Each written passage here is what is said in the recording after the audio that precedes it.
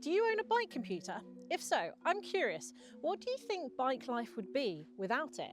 I mean, would you get lost or would you become a map reading demigod? Do you look at your results and think, I felt like I did better today. Without it, I felt like I did better today.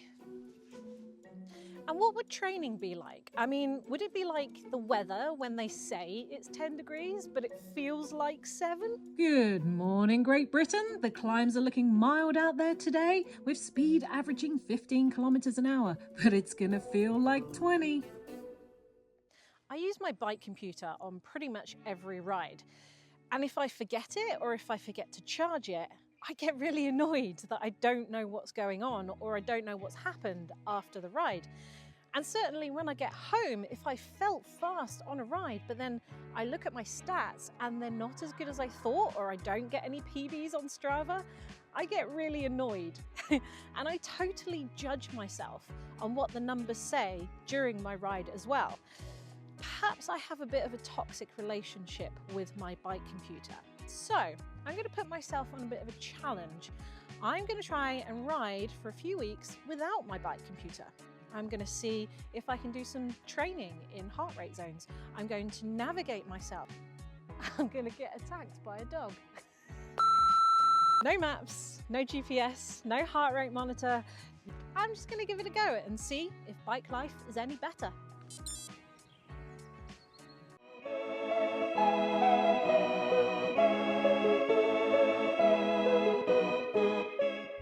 So today, I'm ditching my Garmin and seeing if I can navigate the old school way. I've created a loop that looks good on a map, but honestly, I have no idea, do I? I've counted up the boxes and estimated the distance, but yeah, I don't know. What could possibly go wrong? Okay, I'm here, wherever here is. Let's try and put the map the right way around. No, that's upside down. Okay. Somewhere here. I gotta admit, I had mixed emotions in the car. I'm both excited and scared because I have no idea what this is gonna look like. I don't know if it's pretty. The map doesn't come with any pictures. I just chose a route that kind of looked like it might be cool. But I don't get to see any photos. I don't get to see any reviews. I don't know if this trail is even rideable. I mean, it says it's a bridleway, but it could have washed away in a recent storm. It could be mostly hike-a-bike. I have no idea, but that's kind of exciting, but also very scary because without my Garmin, I don't have anything that's going to get me out of trouble if I get lost. So it's all on me. I guess we just start, right? Okay, minor problem number one. Where the heck do you put this thing? Luckily, I'm an influencer, so I need a bag with a camera. So you're gonna need a backpack for this sort of non-tech riding. Okay, okay. Should go over some water, should climb gradually. Let's go.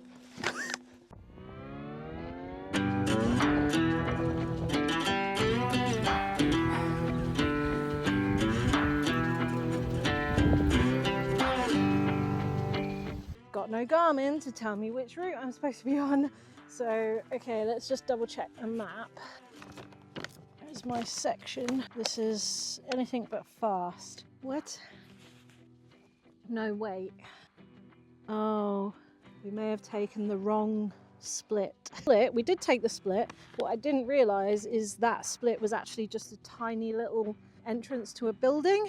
So now I want to veer to the right.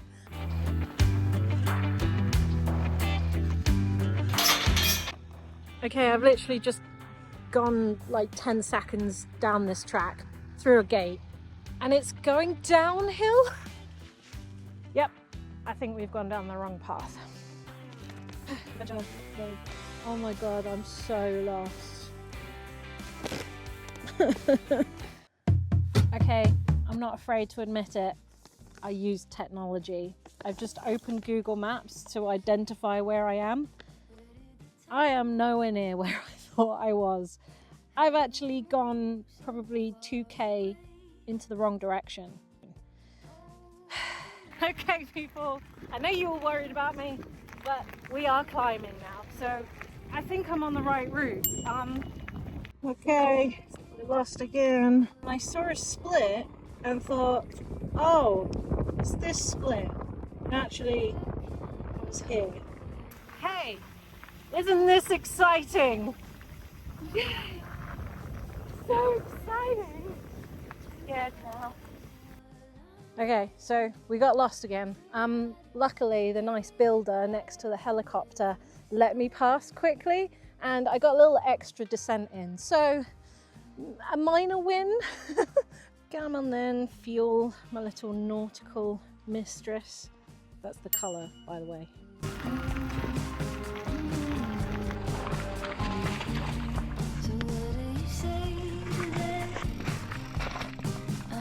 Okay, so interesting story. I've actually been up this climb before, but I think my descent is going to be different because I'm looping back to the car park. I've never started from that car park. So yeah, we could dwell on the fact that I have just got lost on a trail that I've done before, or we can just say, adventure, yay. Oh, and you know what? Wales never fails. It's just started raining.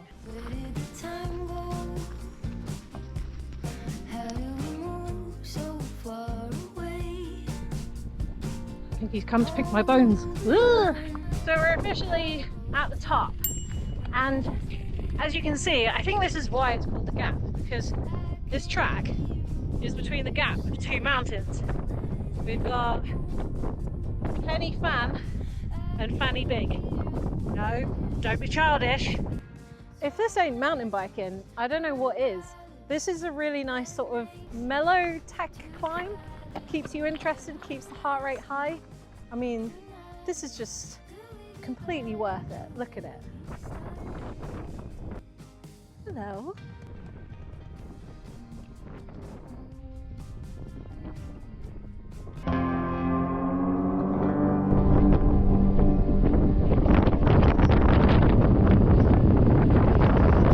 Oh my days, this is real mountain biking.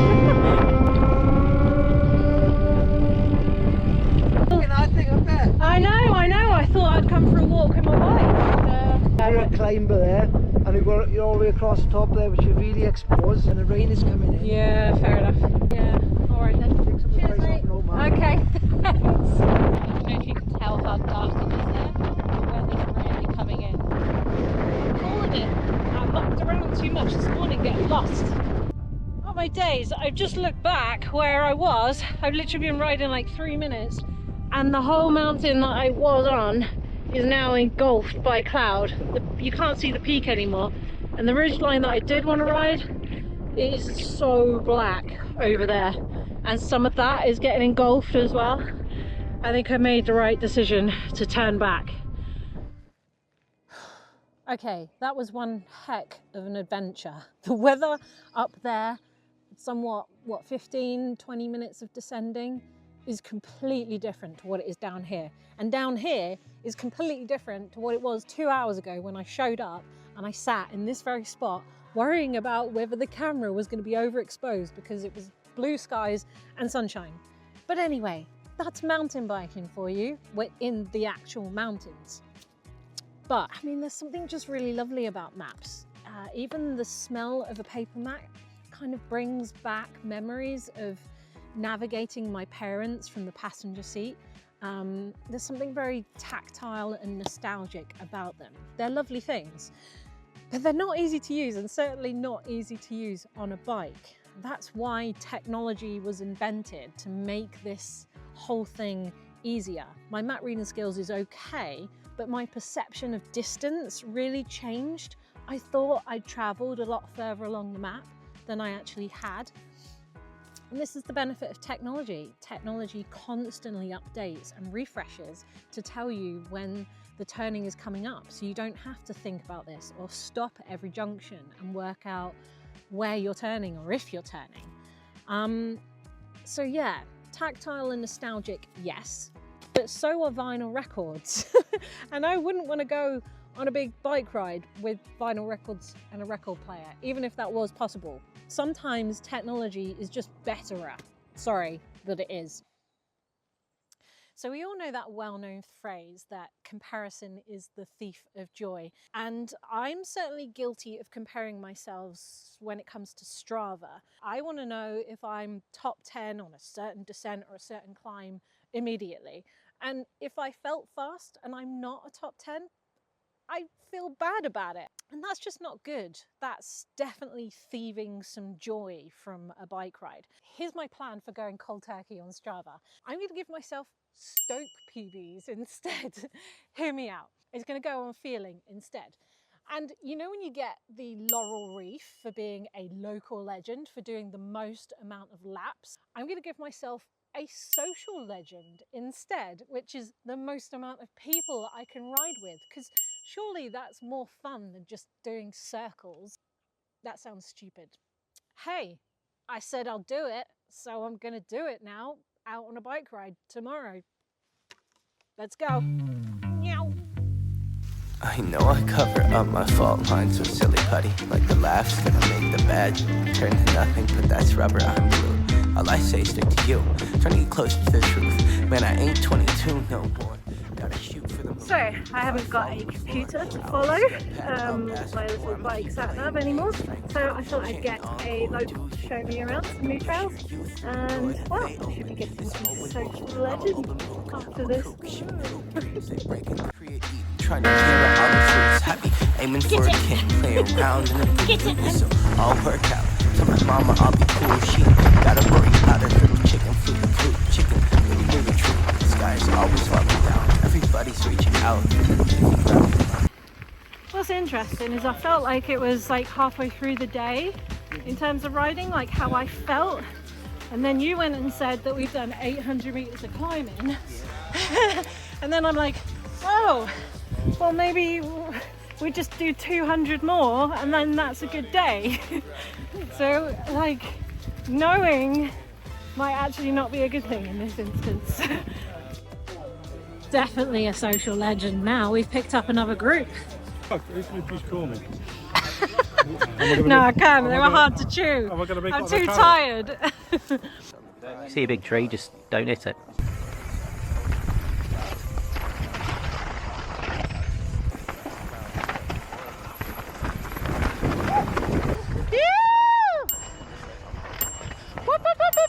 Definitely got a social legend wreath, laurel wreath for myself, and I reckon it was a distance PB for this year, but it doesn't matter because it was just an awesome ride and I really enjoyed it. So that's what matters, right? That's the whole reason why I'm doing this.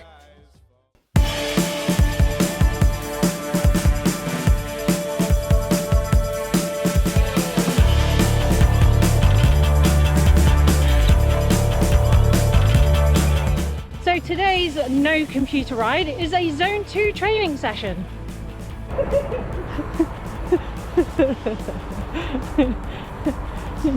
Oh.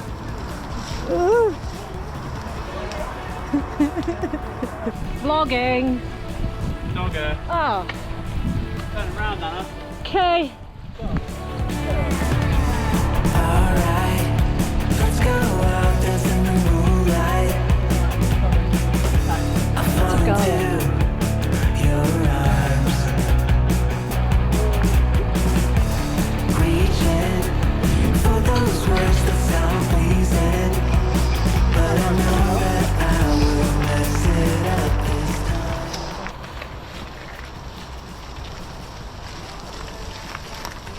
time. It can be hard to not overexert on a hill. As you can see, I'm slightly out of breath while talking to the camera, which means I'm working too hard. So you have to back it off a little bit.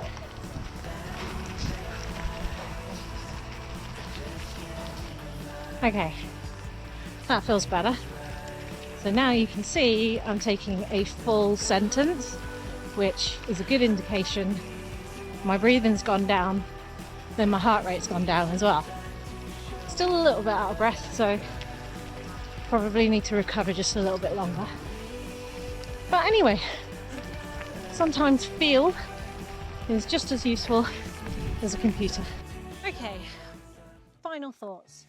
Now, while you guys have only seen 3 bike rides or 3 sections to this video, I've actually not had a bike computer for about 3 or 4 weeks now, and I've settled into it better than I thought I would. And here's the thing, what I learned about me is that I absolutely love maps and GPS on my computer. I just think it's the best piece of tech for me because it appeals to my adventurous side and my spontaneous side, which I like to pair with bikes. And I think it's absolutely a good thing that I can have this portable OS map that constantly refreshes and helps me out with my adventures. In terms of the stats side, I actually really enjoyed not looking at my stats, both during the bike ride and after the bike ride. Now, while I get a certain amount of joy from seeing PBs or, you know, my personal bests or turning up on the leaderboard of Strava, I also get more sadness from that not happening. So, you know, comparison is the thief of joy. Me comparing myself to other people, strangers on a leaderboard of Strava is not good. It definitely thieved some joy, I've realized. And also, you know, comparing yourself to you is also a means of thieving joy. I certainly compare myself to my best ever performance when I see speed on my computer or personal bests on a certain descent. I compare myself to my best ever results, but that is past me on the best day ever with the best riding conditions and the best, you know, whatever, the luckiest day. And I'm comparing myself on a daily basis to that one time that was really, really good. And that's just, I don't think that's very healthy or useful. And I certainly don't want to do that anymore. So I've learned to sort of change my mindset about that. And also the whole Strava thing, changing my laurel wreaths to social legends, that was a bit cheesy, I agree, but it did make me reevaluate that bike ride with my friends in Wales was so much fun because I was with so many people. And of course, it's more fun to meet up with friends than it is to just spin around and round and round the same loop multiple times on your own. But you know, it's good to be reminded of that. Obviously, I know it's just bikes and it's not that deep. And I've kind of reminded myself that it's just stats. It's not that deep. They're very, very useful for analyzing growth if you're training or you're working towards an event and you want to know if you're good enough for it or if you've recovered from it. But feel is also very useful. And at the end of the day, that's what we do bikes for, to feel good. I'm in this for fun. I'm not in it to win medals. So for me, I think I'm going to pay a lot less attention to my stats and keep the computer for navigation. Let me know down in the comments below.